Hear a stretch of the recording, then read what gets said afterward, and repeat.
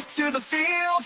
From the ice to the turf, we'll break it down. Discussing every win and every loss in town. We'll talk about the Canucks and the Lions.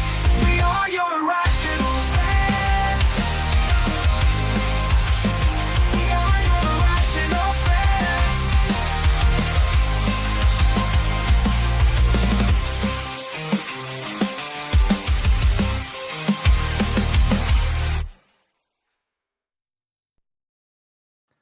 Ladies and gentlemen, welcome to episode 137 of the Hughes Sports Podcast. I am your host, Jake Hughes, alongside the old man. Old man, how the hell are you doing today?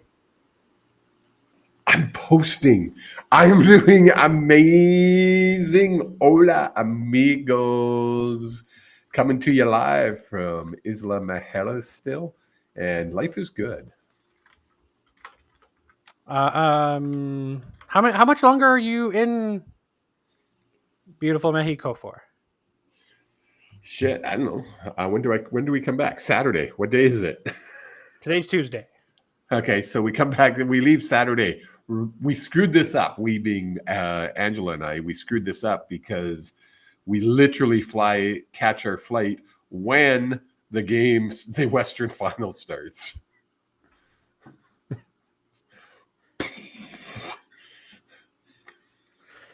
Yeah.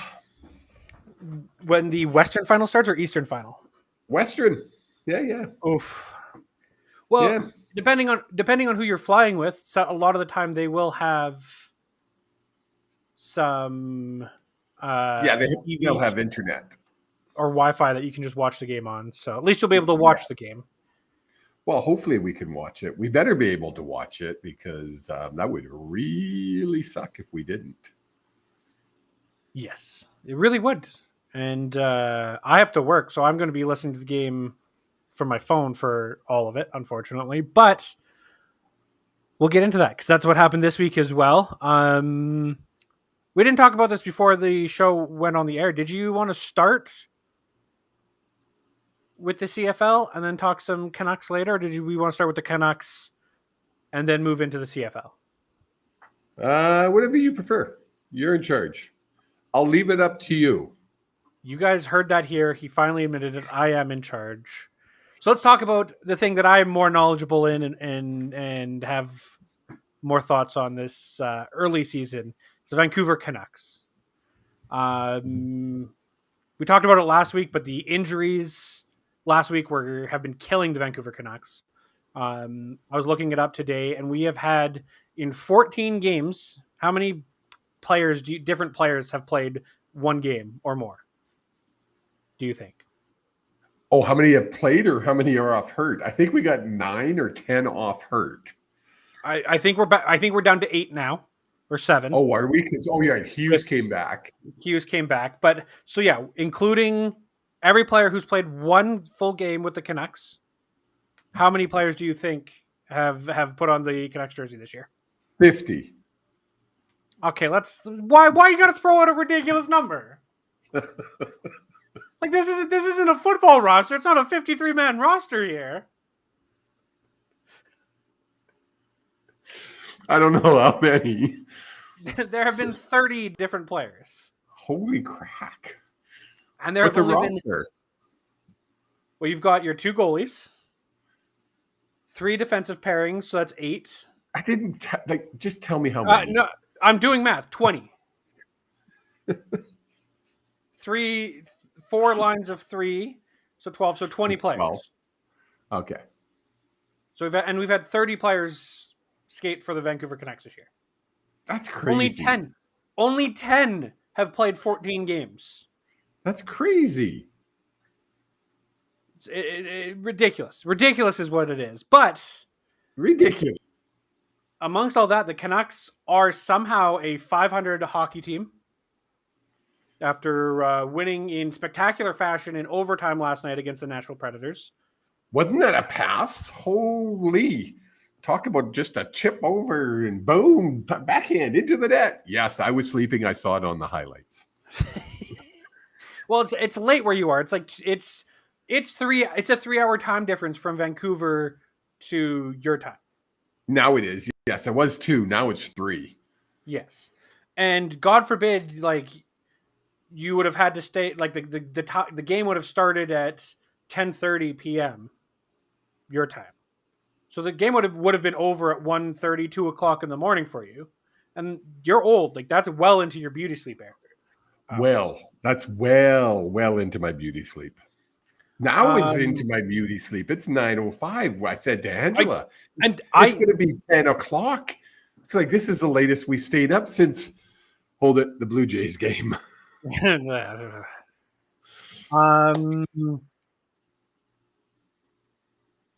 had somewhere I was going with this. Were you? 500 team. We've dealt with, I think, of upwards of 9 players on our regular roster out, injured.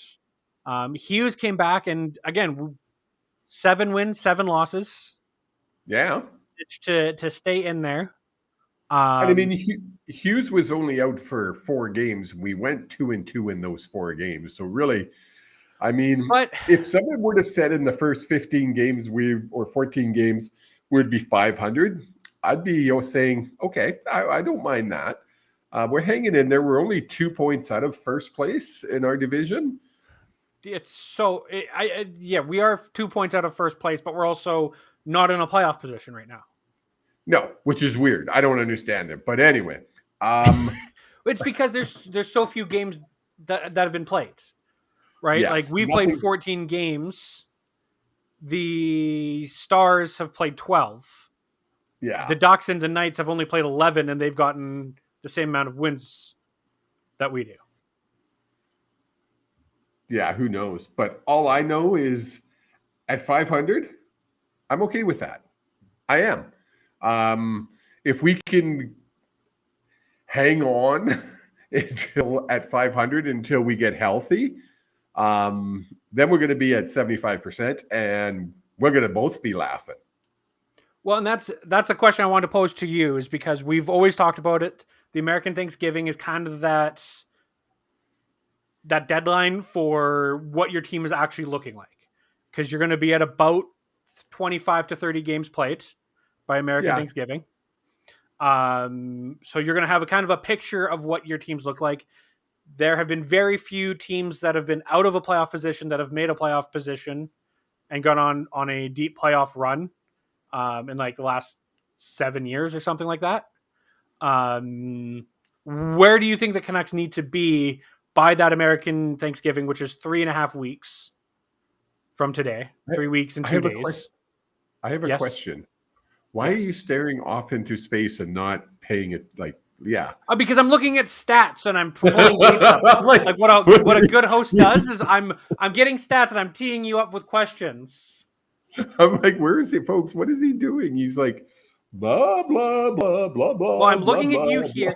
I'm looking at you here. So when you're talking, I'm looking here to see you talking. I'm looking here for stats, and the camera's up there. The microphone's here. The chat's over here. So yes, I have to multitask because I actually prepare for these shows. You're confused. That's what you are. I know exactly what I'm doing. If you'd like, I can look straight into the camera the entire time. Well, Please, you look like a little weirdo. When we're talking, we look at each other. That's the way the crowd wants to see your eyes. That's what I'm saying. Yes, I understand that, but I'm also looking at stats and I'm pulling things up for you because you're like, what about what? So by Thanksgiving,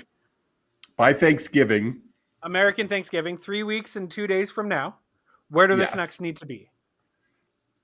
In your opinion? Say above that 60 to 65%. So they need to be at .650 win percentage. Yeah, or higher. That would require us to play it at a very high rate for the next 3.5 weeks. And we basically have to. Obviously, playing at 500 isn't going to get you into the playoffs. We know that. If you win 42 games, this year it might, because it's been really a weird year in our division. Yeah. But let's not. Usually, you need 100 plus points to get into the playoffs. Yeah. At 41 games won, that's only 82. Not going to be good enough. So they got to kick it in. They need to go on a run here. they need to get healthy and stay healthy. And B, they need to go on a run. And hopefully they can do it over these next, like, we got a 4-game homestand now. I believe it's 4 games at home that we play now. So hopefully that will kind of kick us where we need to be and take us to that next level. And I know you're not big into these fancy stats and everything like that, but here we go again, folks. No, this is something that I think is actually interesting. You tell me if it is.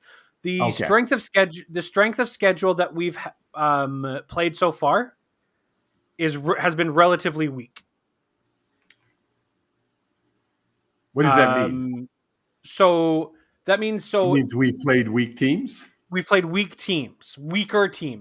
We're not the lowest in the league, but we're in the bottom third of the league for strength of schedule, meaning we haven't played teams that have a winning. I see what you're saying. Win percentage, and that's based off of right now, not based off of when we played them. And that's why I always have an issue with that stat, because you could have a team like Edmonton 2 years ago? Yeah, 2 years ago, where they were terrible till December. Yes. Well, that makes it look like the Canucks, who beat them 3 times, beat a really easy team when you're looking at it in November. But then when you're looking at it in March, like, oh no, they played a really difficult team. Yes. So it's one of those things that it's nice to look at the present moment, but it's not something that you need to project forward. If that makes sense. I don't know if I'm allowed to say what I'm about to say, so I'm not going to say it. All right. That's something to do. You know what? No. I am happy that you have that filter built into you now, because 135 episodes, 130 episodes ago, you would have just idea in brain, out mouth. No, it's like, what I was going to say is, it's like going to a gentleman's club and you can look, but you can't touch. That's what that stat is. It's useless. What? It's pretty to look at. I see what you're saying. Terrible analogy. In my opinion, terrible analogy. But it's one of those. It's good to look back on where the teams that you've beaten recently. We're moving on past your bad analogy. But no, we do need to go on a bit of a run here, and we have a tough schedule coming up. 1 game out of the next 4 out of the next week, to me, should win, and that's against the Blackhawks. And last time because they're not playing well. Sorry? The Blackhawks haven't been playing well whatsoever. That's not entirely true. They're better than I thought they would be. Really? They're 1 point behind us. Oh, okay. They're 5-5-3. Because what do we got? We got the Blackhawks. I was looking at it because I wanted to make my predictions somewhat intelligently today. Then we got the Blue Jackets, Avalanche, and then the Jets. Well, the Jets aren't going to be part of your prediction because that's technically... No. Well, we'll have to see. I was just looking at the 4-game homestand. Yeah, fair. Right? Not going to be an easy one, that's for sure. No. And we've only won 2 games at home so far. Well, it's about time we started to win some at home, so this would be a good... Hopefully. We need to put a few together is what I'm getting at. Yeah. No, 100%. And again, getting healthy, seeing Quinn Hughes last night, I don't think... It doesn't feel like he was 100% healthy to start the year. And because we talked about how all of our stars had been invisible, and that included Hughes. Yes. Last night on the power play, in the second period, right before we scored, where he literally took the puck and just said, "No, this is mine. I'm running this." That felt like old Quinn Hughes. Well, you That could felt like hear him last year for actually. You could hear him yell for the puck, Yeah. and he took over. Was that the first power play where we scored? I think Yeah, so. it The one where was. he got the his stick slashed out of his hands because I think it pissed him off. Yes. And then the second power play, no, the first power play was the power play 2 scored. Yes, The it was. the second power play was when we had the 2-man advantage and we scored after the 2-man advantage had finished. Yes. And we looked really good on that 2-man advantage. We looked really good. Like really, I was watching it and just kind of watching it for the sake of how are they playing? Like, this is the first game, to be honest, this is the first full game that I was able to watch. And I only had full game and I watched 2 full periods. And I love the way they were passing the puck. The communication was, I think, better than what I saw last year. So yeah, we're 500 and it doesn't look great, blah, blah, blah. But I just feel something's going to happen with this team and something's going to click in and we're going to go on a run. And why not start it being at home? Yeah. Again, like Guy said in the chat, hopefully home run will be good. Yeah. 4 games on home and then 3 on the road. Yeah. What if we went 5-2?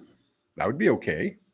Right, and that's until the 17th. Going up until the 27th, we've got 4 games on the road and 6 games at home. So 10 games in this stretch here that I think is very important. I think we need to be playing that 700. We need to get 7. Yeah, 7 wins. 7 wins. Go 7-3. Or, again, you don't need to always win, but lose in overtime. Get those loser points. So they're giving them out. Might as well. We don't get loser points. We want to win in overtime. We haven't lost in overtime yet. The way I'm looking at it is get points now, because those points could be very valuable, and especially when you're up against teams like Carolina, Tampa Bay, Florida, Columbus, because those aren't in your division or in your conference. You're not giving up. You're not giving up a point to somebody in your conference. Exactly. Yeah, makes sense.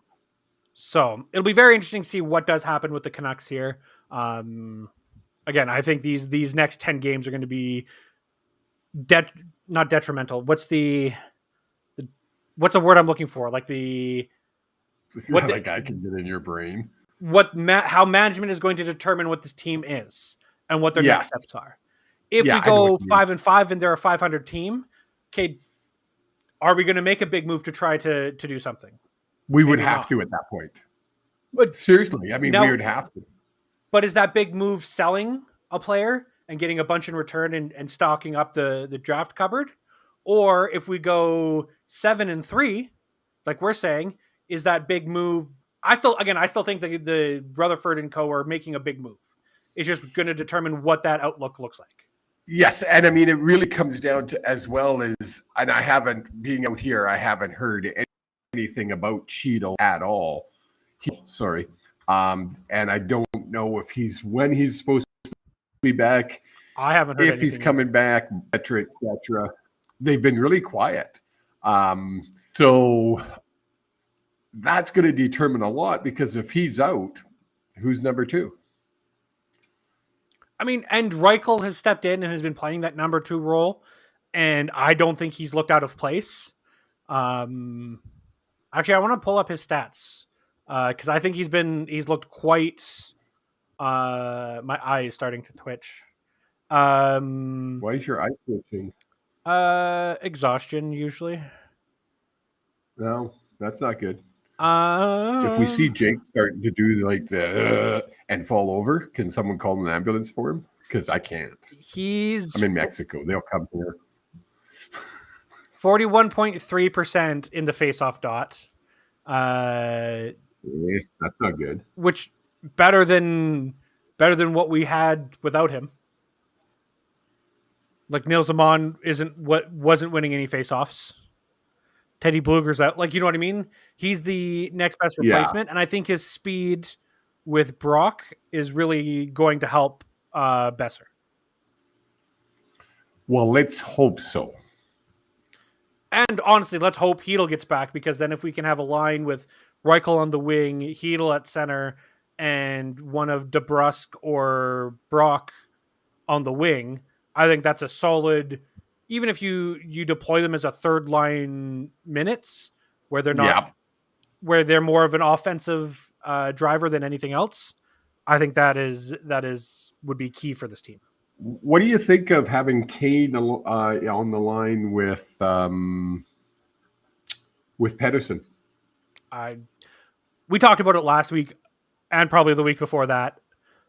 I think having a slow player who's late to react, who too many times I've seen make more bad decisions or poor decisions than making good ones, with a player who with a player who's just trying to find his form again after 2 years of whatever the fuck we've had with Petey. Wow. I think it's questionable. What are your feelings on it? I don't know. I think we need to give them a chance to gel. Who was on the other wing? It was Kane, Pedersen, and was it DeBrusque? No. Let me pull it up here. I know where I can find them. Sherwood. Thank you. I think leave them together and give them a chance to try to get that chemistry going. I think there's something there. I know it's awkward and it's weird, but I honestly think there's something that could be special there. Fair. I mean, Sherwood's been having a hell of a season, and of course it's a contract year for him, but scoring a hat trick earlier this week as well. Yes. And then we've got a lot of scoring depth. It would just be nice if our scoring depth and our top line players could both work together in the same game. So it'd be really nice if we could score like 5 goals in a game, and it not be superstars or our bottom 6 players. And usually it's one bottom 6 player scoring multiple goals, because the game after Sherwood's hat trick, Drew O'Connor had a 2-goal game as well. So sorry, I'm trying to keep track of Twitter, see if there's any comments, because we don't get the Twitter feed on the restream, which is frustrating. But anyway, continue. We got lots of people watching on Twitter. That's good. That's really all I've got on the Canucks this week. Obviously, a lot of our focus is going to be more on the CFL, especially starting next week. Hell yeah! We will be live multiple times next week. Next week? Is it next week already? Week after. No. Because we leave on it is next week. It's next week. We leave on the 12th. Yeah, we leave on the 12th. So we'll be live the evening of the 12th, 13th, 14th, and probably the 15th. We'll be live probably 4 times that week, I would assume. Yeah, I would assume we're not going to go live on a Tuesday. The Tuesday before. No, we'll go the Wednesday, Thursday, Friday, Saturday. Yeah. And then we'll have all kinds of canned stuff ready for probably the following Tuesday or Wednesday. We'll see. Yeah, we'll have to figure that. We'll have to figure that out. Yeah, we'll figure that out when we cross that bridge. But let's talk about the week that was in the CFL, because what an exciting week. Woo. Because the old man had to go and jinx things in the early game, and then the late game was just the Stamps and Lions, the West Final, and I know I'm biased because I'm a Lions fan who lives in Calgary. but that felt like two heavyweight champions standing in the middle of the ring trading blows until someone literally like just fell over and couldn't, just punched out. Well, let's go back. No, let's go back. Let's go to the Eastern Final first. Yeah, so Eastern Final, the Alouettes were hosting the Bombers, and the Owls won by a score of 42-33. Now, this game is basically a tale of two games. Yes. Yes, it is. Because if you go back and you look at the halftime score of that game, and I'm just pulling it up here to see if they'll show me, and they're not. Dang it. 25-6 was the score. 25-6 at half. And everybody thought, oh, this one's going to be a cakewalk. Bombers just didn't show up whatsoever. And they come back out in the second half of that game. And in less than 3 minutes, I think it was 2 minutes and 40 some odd seconds, they had scored 16 points and went ahead 27-25. It was insane. It was one of those, what are we watching? There was the one fumble, let's call it, where, and I can't remember the receiver's name, but the Montreal receiver caught the ball. It was a bang play. Ball popped out, and the Bombers recover. Yes. I am still shocked that they did not call that an incomplete pass. Because to me, that was the definition of he did not make a football play before that ball came loose. No. And did he have full control? Ground can't cause a fumble. Right? It's an incomplete pass. Yeah. To me, it was one of those. I don't think that changed. Obviously, it didn't change the outcome of the game, but it would have stopped that Bomber momentum much quicker in that third quarter. Yes, for sure. But kudos to Alexander. What's his first name? I wanted to say Davis. Ray, and that's not it. Huh? David Alexander. Talk about a kid that's got composure. That guy came back out and took control of the game. And, man, he literally forced his team to win that game. He is now 12-0. No. Yeah, I think he's 12-0 now. 8. This season he is this season he is 8-0. Go back to last season. I think he hasn't lost a game in 12 games now. That's insane. As a starter. It's insane. It's unheard of. It's one of those things where if I'm the Ticats, this is the worst thing possible. Yes. Don't get me wrong. I think Bo Levi and co. I think Bo Levi, especially to the media, they're going to embrace it. They're going to embrace that challenge. Oh yeah, of course. But I'd be pooping in my pants if I was the Hamilton defense because I don't know if there's a team out there defensively that could stop Davis Alexander. No. And I mean, if it would probably be the Riders or Calgary, to be honest. Both of those defenses have been number 1, 2 all year. And I don't know if Hamilton's D is going to be able to pull it out because that one's going to be a game to watch. That one's going to be interesting. You've got the young kid against the old grizzled veteran. And I mean, no, it's not Caleris old, but it's still Bo Levi's long in the tooth for a CFL quarterback. And it's going to be the young versus the old, and it's going to be fun to watch. I'm looking forward to that game. How much older do you think Zach Caleros is than Bo Levi? A couple of years anyways, isn't he? Exactly 2 years. I thought it was, I thought it was I would have said 6 or 7. Yeah, no. Just because Caleros has been around and has been elite for so long. But so is Bo. Yeah, but I think maybe because Bo has had that dip for the last 3-4 years, that Yes. if you erase that from your memory, like I did, because he was irrelevant for so long, it just he's been great for 6 years Yeah. out of his 10 years of playing CFL, Is that right? all he's Like played it's in 10 years?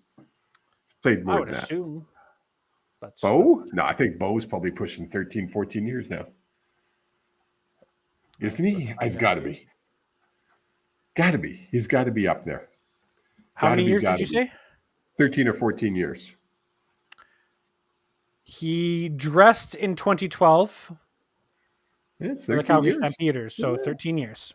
Yeah, pretty good. Hey, not bad for Minus the old one. guy. -1 for no season in 2020. Yeah, but still, he's been in the league for 13 years. So, Yeah. No, that one's going to be a fun game. It's going to be interesting to see what kind of defense Hamilton puts together to try to stop the unstoppable. And that's really how you're going to have to look at it, is how do we stop the unstoppable? Yeah, I Right? think it's going to make a Bo's really fun easy. game. Yes, Bo, I think it's an easy solution. Get pressure on Bo. Make him come outside the pocket and don't give him anything inside the 5-yard line. Make him throw the ball. And that's how you beat Bo, in my opinion. I would agree 100% until about the last half of this year, where when they started to get pressure, he, instead of throwing that long, deep Hail Mary that he would always have in his back pocket, he started checking down and finding those 3-4 yard outs. Yes. That's why I Right? say don't give him those, right? Yeah. If you don't give him those 3 to 5 yard outs, it's going to be a long day for Hamilton. But how do you stop that? I mean, he's so good at reading a defense, and he could pick apart a defense when he's on, that it's going to, I think that game, I know it's not. It's going to be a good game. It's not going to be as intense or high profile as the Saskatchewan BC game. Yeah, you're probably right. I think it should be. I think there's a reason to believe that game definitely has the opportunity and the skill from both teams to be a better game. Oh yeah, than the Lions Riders, because and I mean, I'm a huge Lions fan. The Lions could easily come out and throw a stinker against the Riders. Yes. Where I think Alexander and Bo Levi, if their teams come out at 50%, they're dragging their team to 80%. Yes, 100%. But talking about dragging a team to 80%, let's talk about Nathan Rourke and the BC Lions taking on the Calgary Stampeders at home in Vancouver. Second bowl. I was going to call it second bowl. Upper bowl was opened. I haven't seen any ticket or any attendance counts for the playoff. It wasn't good. It wasn't good. And let's face it, there was a Canuck game and also Game 7 of the World Series. Oh, no, you're you're also missing. There was also a Whitecaps game that weekend. Yes. So there was a lot of competition for the BC Lions. More so, and that's what irritates me when you get these yappers. There was still close to 30. I think there was over 30,000 in attendance, or tickets sold. Probably less than that in attendance. Still not great for, in my opinion, for a Western semifinal, going back to the days where we'd sell out. If the Lions were in the playoffs, we sold out every playoff game. It didn't matter. But regardless, even back to 2011 when you and we took the whole family, it was still damn near sold out, that game. And that was only 14 years ago. Was that the last time the Lions were in the Grey Cup? I think it was. Yeah, it probably was. It was the last time they won it for sure. So according to at CFL attendance, and I don't know how accurate, They're pretty they're good. saying 26,383. Ooh, that sucks. But there's a lot of comments a lot of people replying to that on X or Twitter or whatever it is you want to call it, saying that's the lower bowl max attendance. That doesn't include any tickets sold in the upper bowl. So I don't know. Yeah. I don't know how true either one of those numbers are, And or I any mean, of those numbers, or that could be gate too, not tickets sold, right? Yeah. A lot of times season ticket holders, they got better things to do, like go to a Canuck game or get ready to watch Game 7 of the World Series, et cetera, et cetera. Anyway, back to the game. Who cares about the attendance? Back to the game. Sorry, I don't think I said the score. The BC Lions won with 0 seconds left on the clock on a walk-off field goal from Mr. Sean Whyte. Yes. Take a Which 33 anybody that follows me and watches the Rod Peterson show last Thursday, Rod asked me for my predictions. We did our picks like we always do. And not only did I pick the Lions, I said we would have a walk-off field goal by Sean Whyte to win the game. I said 48-45 as a score. So I was wrong in the score, but I did get the Sean Whyte walk-off field goal. This is a game that actually scared me, to be blunt. We didn't play well in this game. If you look at Nathan Rourke's stats, not the greatest at all. 16 for 22, 223 yards, 0 touchdowns in the air, but 0 interceptions. Six rushes for 68 yards and 1 touchdown on the ground. Way below what we would expect from Rourke in a playoff game. Yes, he's going up against one of the best defenses in the league. So we got, honestly, I'll say it. We got lucky to win this game. I was stressed. We had this computer that I'm looking on right now outside and by the pool, watching the game, and I'm sure neighbors across the way that were inside thought I was nuts because I was up and dancing across this pool deck, and I was stressed out. It was a hard game to watch right from the start to the finish. If we want to win this week, we have to be 100% better. There are so many things that we did incorrectly. We didn't execute to the way that we really, really need to. So, and I know even Coach, when they interviewed him after the game, he repeated exactly what I was saying was, we got lucky. Well, and it was one of those, we talked about it during the game because we were texting back and forth through some of it, that it felt like we went back to early season protection for Rourke. And now how much, and it was one of those in the moment, that's the way I was feeling after sitting on it for a couple of days, how much of it was bad protection from our O-line, or the Calgary Stampeders defense is just that damn good? They are. And my worry is Saskatchewan has a really good defense too. I think if you look at the stats for who finished first in each category, I think the Stamps defensively has a lot of numbers side their team. So we need to fix. We need to be able to stop that good of a defense, and which I think we can do. I think we can go into Saskatchewan and pull off the upset. And yes, it'll be an upset. Riders are favored to win, I would assume, seeing that they're at home and they finished number 1 in the league. So this would be the upset of the week. How cool would it be that the Lions win this and join Jake and I in Winnipeg for the Grey Cup? That would be pretty cool. That would be pretty cool. And anything else you want to talk about before we start? Kind of, I mean, we already kind of did it. Was preview the East and West finals. Anything you want to touch on throughout the last two games? If you're looking to go to Winnipeg and looking to go get a ticket, you're going to have to buy off Restream or not Restream, sorry. Reboot. What do they call it?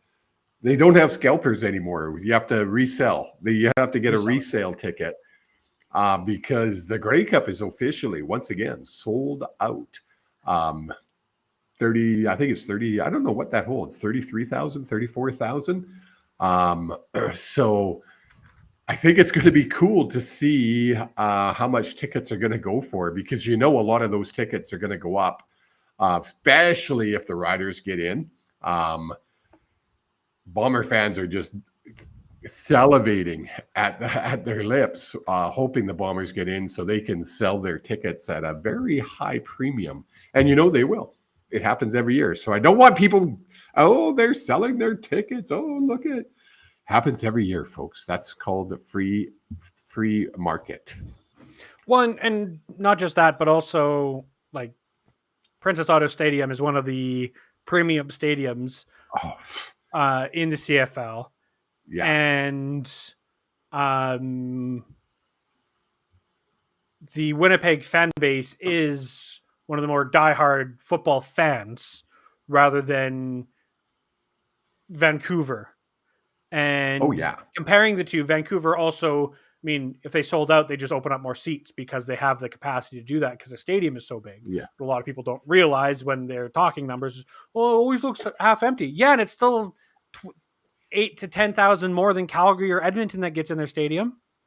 Exactly. I mean, when you're talking a stadium that can hold 55,000 people, 30,000 looks empty. Sorry. Yes. It sucks. But I'm looking forward to covering this game. Whoever gets in, obviously, I want to have BC in there. I think it would just be a blast to have both Jake and I out there covering BC in the Grey Cup for our first Grey Cup appearances for the Hughes Sports Podcast. It would just add that special little touch to it. But no matter who gets in, I'm looking forward to covering this game. Especially at a class venue like Princess Auto Stadium, because you're going to love it, Jake. It's just a cool stadium. Yeah, I have never been, so it'll be my first time. And if once I go step foot inside Princess Auto Stadium, that'll be every single Western team stadiums that I've been to. No, you haven't been to the new Saskatchewan. I haven't been to the new Saskatchewan, but I went to Taylor Fields. Yes, we went to Taylor Field. One other thing I want to talk about before we get into Old Man Predicts is that, and I saw it when it first happened, and I'm pretty sure we talked about it on the air. People are still complaining about the halftime show for the Grey Cup, and it's bugging me. It's beyond bugging me because, and I just want this out in the universe because it's older fuddy-duddies like yourself who... I'm not even the one complaining. No, you're not. No. I'm putting it's your age and older from the vibes of things. Like the 40-year-olds aren't watching. 20-year-olds aren't watching. Like there's a giant gap of fans that the CFL have just missed completely. And apparently changing the rules to a 100-yard field and shorter end zones is going to increase that. But Machine Gun Kelly is the halftime performer, which is great. Machine Gun Kelly is a international star. He is on a stadium tour across North America right now. And part of that tour is he is going to be coming to the Grey Cup.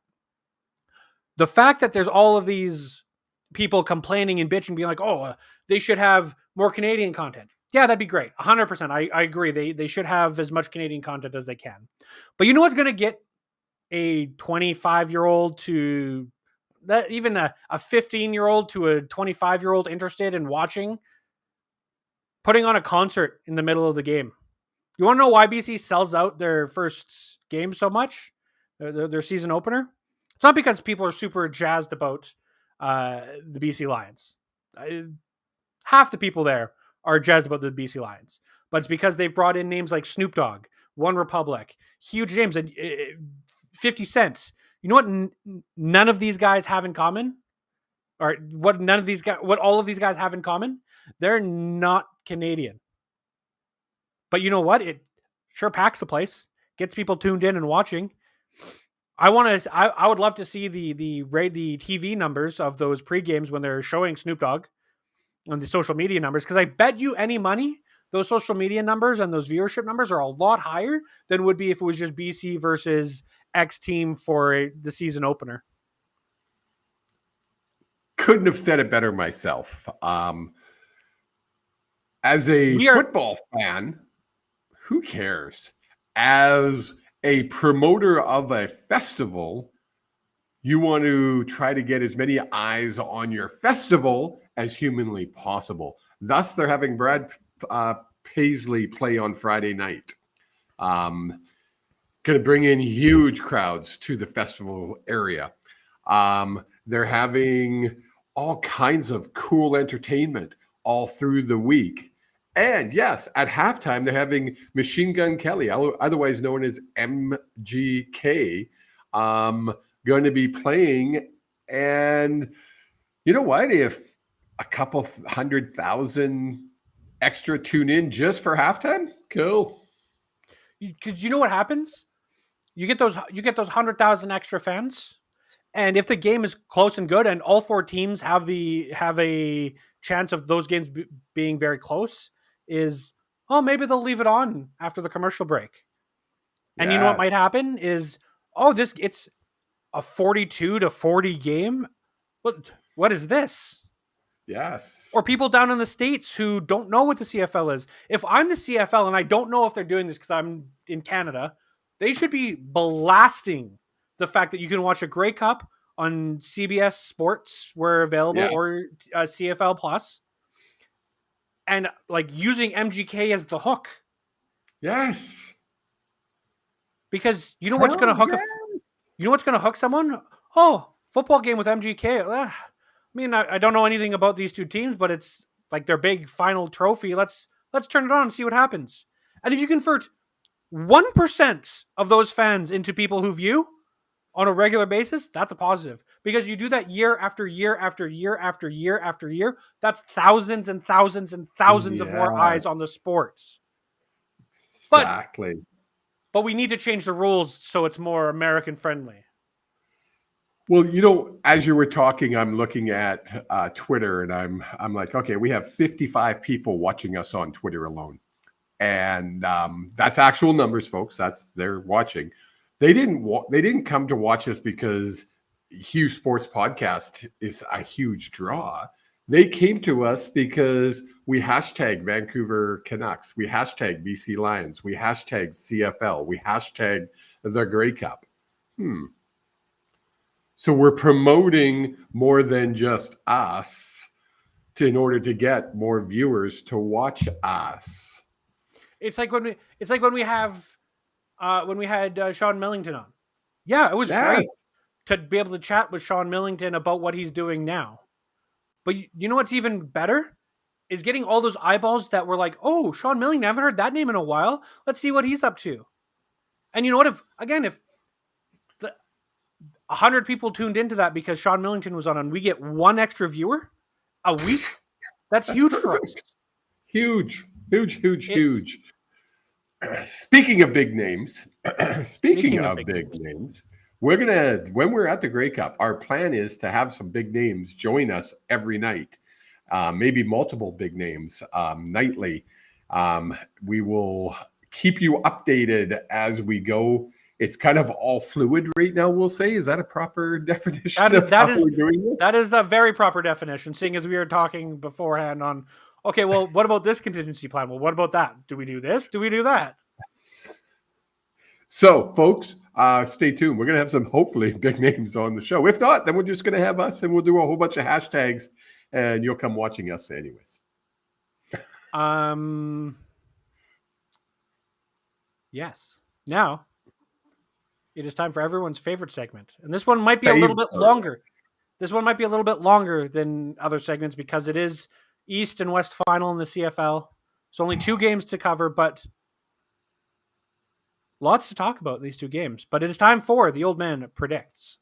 Oh.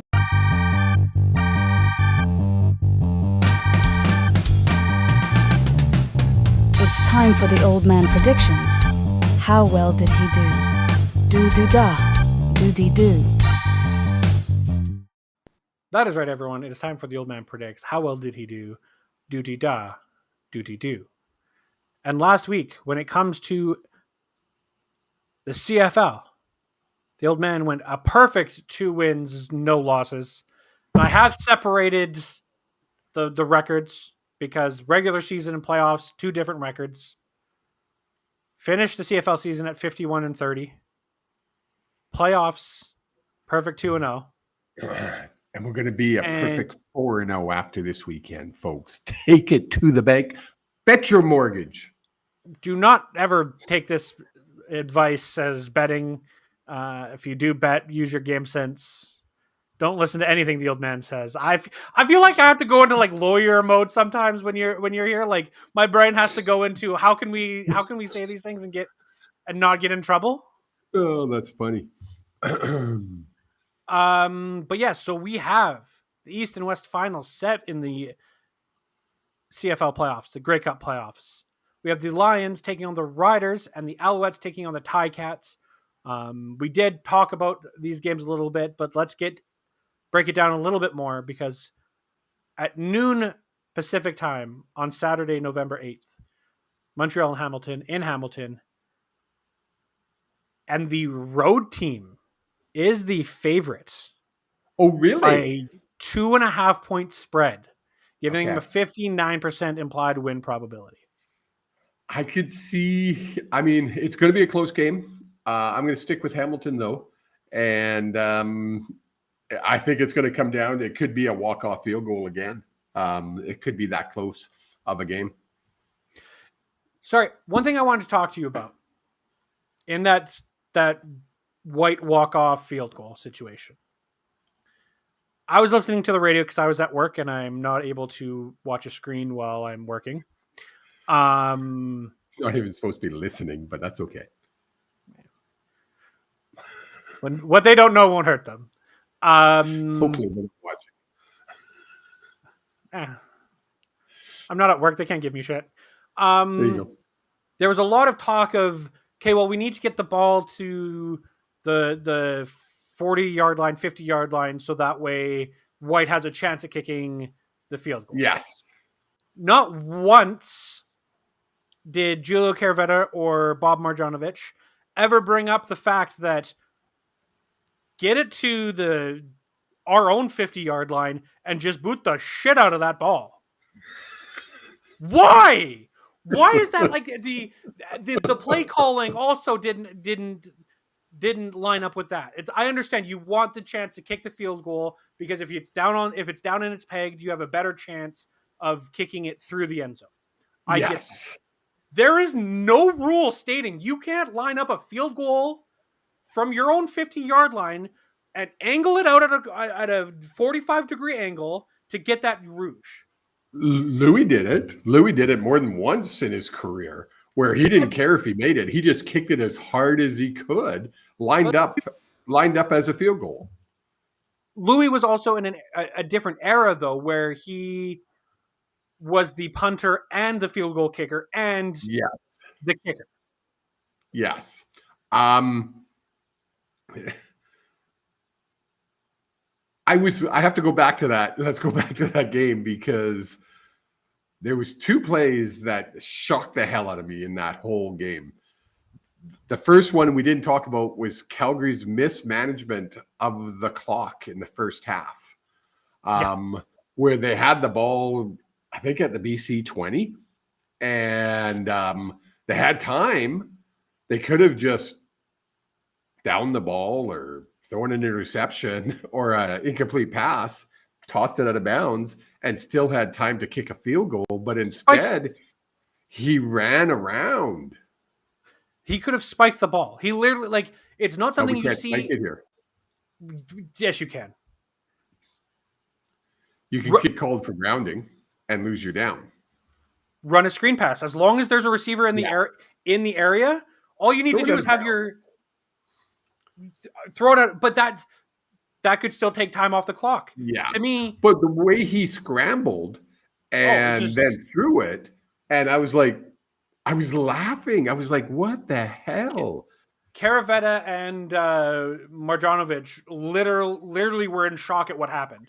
Because it's not like if this was a Davis Alexander where it's a rookie under pressure, where it's like that happened. This is a grizzled vet who you don't expect to make those types of mistakes.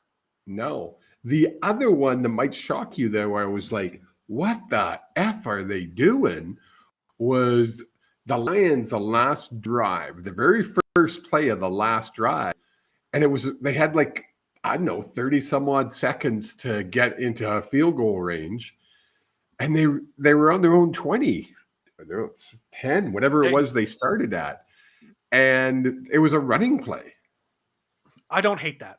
I don't hate that for a multitude of reasons, because Calgary's going to be thinking you're going deep, or you're at least making 10+ yard throws. Therefore, that box in the middle should be empty, which could allow you to break a 30-yard run. Yeah. Calgary's defense is better than that.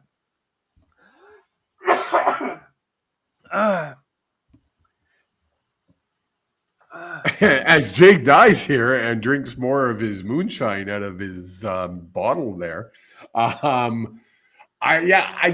was like, holy, what are you doing? But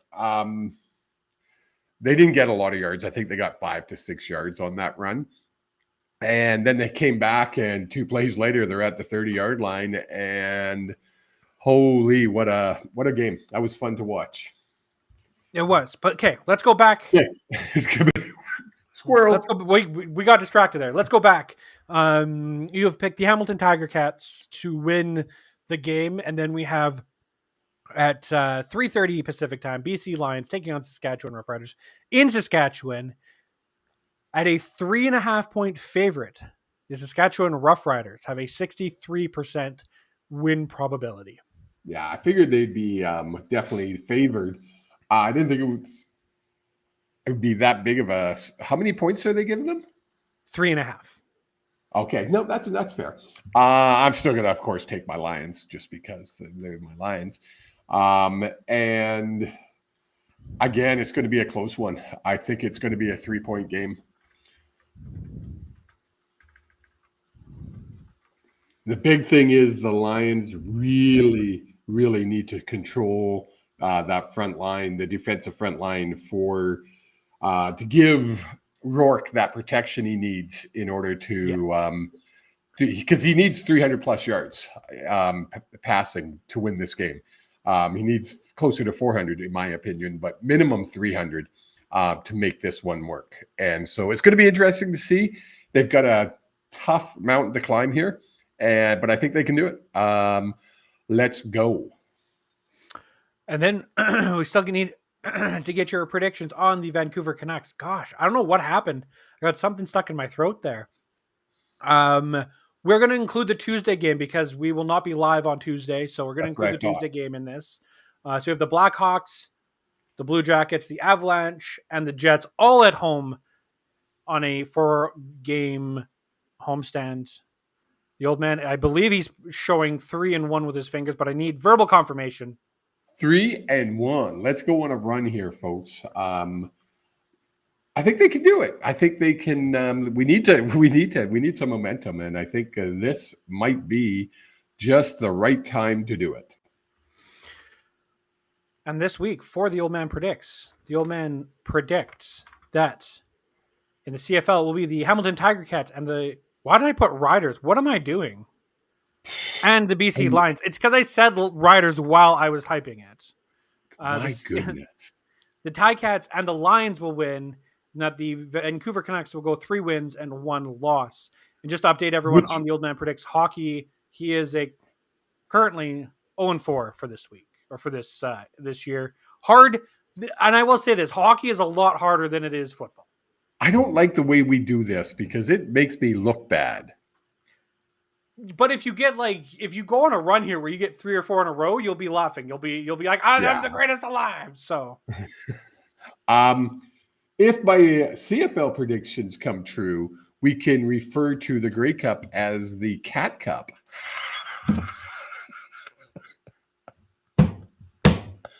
Get it, Lions and Tiger Cats? The Cat Cup. And ladies and gentlemen, come on, that was some funny stuff right there. If you think that's funny, I'm happy for you. If you're planning on being at the Grey Cup Festival, I know we have some people in Winnipeg that tune into the show regularly.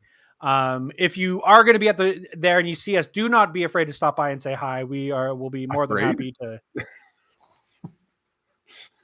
Some people are scared to talk to people, especially in public, talking to people. Like, unless if you're your age or older, then yeah, talking to people in public is fine. But like, I'm a millennial. There's people who still don't like calling the doctor and booking their own appointments. Folks, come and say hi. That's what he's trying to say in his awkward way. What? In my awkward? You're the one who interrupted me. What are you talking about? You said don't be afraid. Like we're some kind of like freaking... Look, everyone, I apologize for the old man. It's past his bedtime. He's gone a little loopy. He's been in Mexico for at least 4 days too long at this point. We will see you guys next week when we are live in Winnipeg. Again, keep an eye on our social medias because that's where we'll post when we know what's going on. Let us know who you'd like to see in the comments of who you'd like to see on the show for us next week. Have yourselves a wonderful week. Mwah. And goodbye. Peace.